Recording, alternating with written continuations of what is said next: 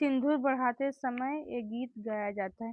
हथवा में सिंदूर ली है कवन बुआ ठाड़ी हो, घूंघटा उठावा बेटी सिंदूरा बढ़ाई जी, घूंघटा उठावा बेटी सिंदूरा बढ़ाई जी।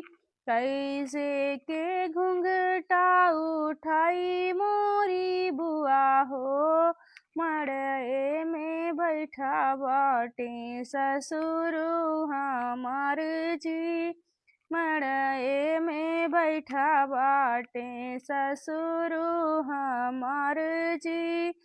कैसे के घूंघ हथवा में सिंदूर ली है कावन भाभी ठाड़े हो, घूंघटा उठावा ननदी सिंदूरा बढ़ाई जी, घूंघटा उठावा ननदी सिंदूरा बढ़ाई जी। कैसे के घूंघटा उठाई मोरी भाभी हो, मड़ए में बैठा बाटे भसुरु हमार जी, मड़ए में बैठा बाटे भसुरु हमार जी। हथवा सिंदूरा ली है कवन बुआ ठाड़े जी, घूंघटा उठावा बेटी सिंदूरा बढ़ाई जी, घूंघटा उठावा बेटी सिंदूरा बढ़ाई जी।